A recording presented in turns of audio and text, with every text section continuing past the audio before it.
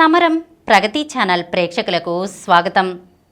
మనం మహాత్మా జ్యోతిబా పూలేకు సంబంధించిన విషయాలను గురించి తెలుసుకుంటున్నాం కదా. ఈరోజు ఎపిసోడ్లో మరికొన్ని విషయాలను తెలుసుకుందాం. మిల్లు కార్మికులు.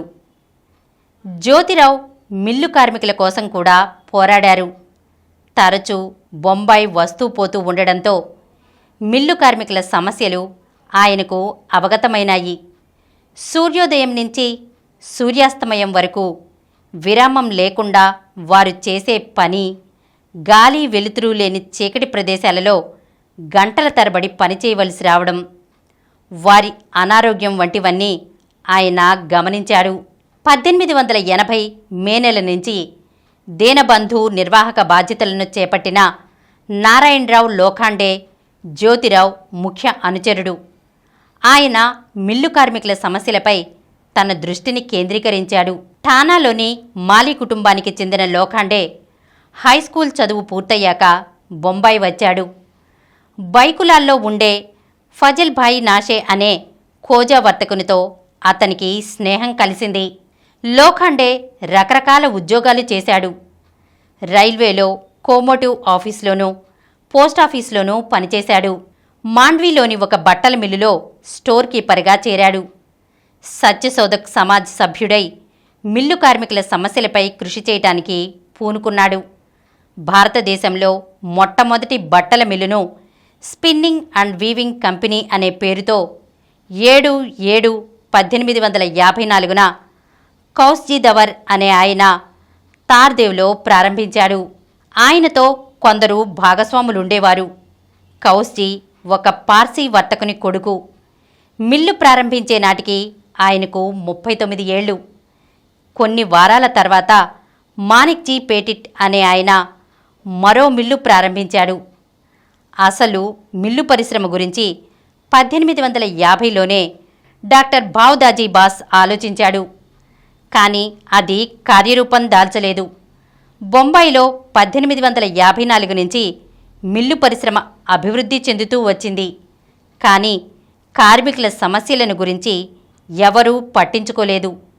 మేధావి సంఘ సంస్కర్త అయిన షోరాబ్జీ షాబూర్జీ బెంగాలీ అనే ఒక పార్సీ ఆయన మొదటిసారిగా కార్మికుల సమస్యలను, కష్టాలను మిల్లు యజమానులకు తెలిపే ప్రయత్నం చేశాడు. 1875 మార్చిలో అప్పటికి బాగా వృద్ధిలో ఉన్న మిల్లు యజమానులతో ఒక కమిషన్ ఏర్పాటైంది. అప్పటికి బొంబాయిలో 41, కలకత్తాలో 5, మద్రాసులో 2, కాన్పూర్లో 2, హైదరాబాద్, ఇండోర్, నాగ్పూర్లలో ఒక్కొక్కటి చొప్పున మొత్తం దేశంలో 53 మిల్లులున్నాయి. స్త్రీలు, పిల్లలు మిల్లులలో గంటల తరబడి పనిచేయవలసి రావటం గురించి ఈ కమిషన్ అంత తీవ్రంగా ఆలోచించినట్లు లేదు. అందుచేతనే లోఖండే దీనబంధు పత్రిక సంపాదకుడు కాగానే ఈ కార్మిక సమస్యను ప్రధానంగా గ్రహించాడు. ఆయన పద్ధతి మైత్రీపూర్వకంగా ఉండటం చేత మిల్లు యజమానులకు ఆయన పట్ల వ్యతిరేక భావం ఏర్పడలేదు. కార్మికులు ఒక సంస్థగా ఏర్పడటాన్ని వారు అభ్యంతర పెట్టలేదు. జ్యోతిబా ముఖ్యానుచరులైన లోఖండే, కృష్ణారావు భాలేకర్లు ఇద్దరూ 2 భిన్న రంగాలలో కార్మిక, కర్షక సమస్యలకు అంకితం కావటం గమనార్హం. రాజకీయ, సారస్వత విషయాలను చెప్పే పత్రికలు అప్పట్లో బోలెడున్నాయి.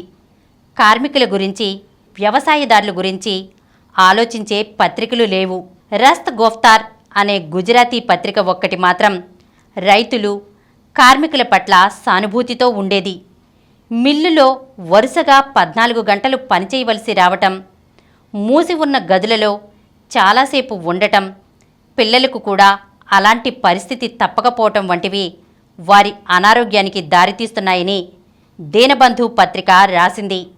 లోఖండే, జ్యోతిరావులు తరచూ కార్మికులతో సమావేశాలు ఏర్పాటు చేసి వారి సమస్యలను పరిశీలిస్తుండేవారు.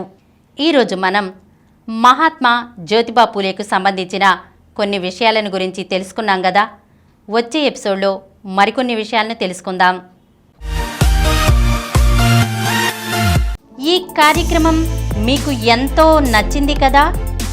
ఇటువంటి మరిన్ని వీడియోల కోసం అనతి కాలంలోనే 20 కోట్ల వ్యూస్ సాధించిన సమరం ఛానల్ సమర్పించు సమరం ప్రగతి ఛానల్కు సబ్స్క్రైబ్ చేయండి, లైక్ చేయండి, మీ ఫ్రెండ్స్కి షేర్ చేయండి. అలాగే ప్రక్కనున్న గంట సింబల్ని ప్రెస్ చేయడం మర్చిపోకండి.